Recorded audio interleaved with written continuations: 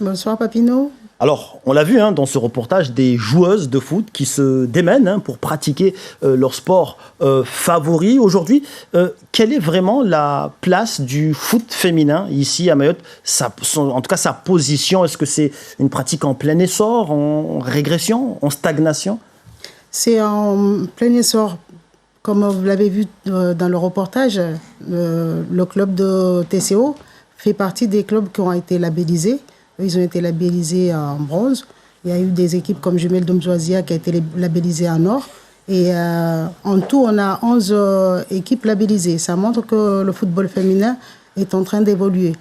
Nous avons au niveau des équipes, que ce soit de U6 à senior, tous les ans, on voit qu'il y a des augmentations.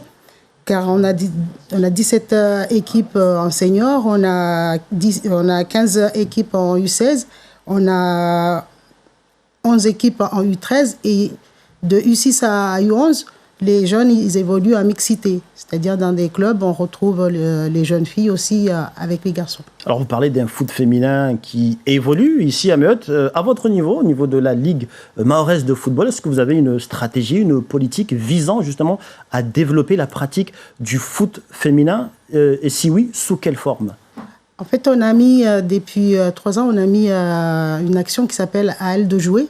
Et cette action-là, on l'a mis, c'est-à-dire une joueuse qui est licenciée doit nous ramener une copine non licenciée, ainsi que sa maman, pour justement développer le football féminin. Et là-dessus, on a vu qu'en peu de temps, les licences augmentent de plus en plus. Là, on est arrivé à un stade de 1752 licenciés sur les 15 000 en tout à Mayotte. Donc ça montre que l'évolution y est. Et on a les clubs aussi qui font des travail remarquables. Parce que sans eux, nous, on ne peut pas non plus. C'est les clubs qui font nourrir tout ce beau monde. Et donc, je trouve que de plus en plus, que ce soit au niveau de dirigeantes, on a les mamans qui s'approchent, parce que les mamans, on a besoin aussi pour accompagner cette jeunesse. Et les jeunes commencent assez tôt par rapport à ma jeunesse. Quand on allait faire du foot, mais c'était pas ça. Mais maintenant, les parents, ils viennent inscrire leurs enfants dès 6 ans, quoi. Donc, de plus en plus, on avance. Alors, pour terminer, on l'a vu, on en a parlé, la Coupe du Monde féminine, en tout cas, commence demain. Quel impact pourrait avoir une telle compétition, un tel événement sur le foot féminin ici à Mayotte? Est-ce que vous avez des retombées attendues, espérées à travers cet événement?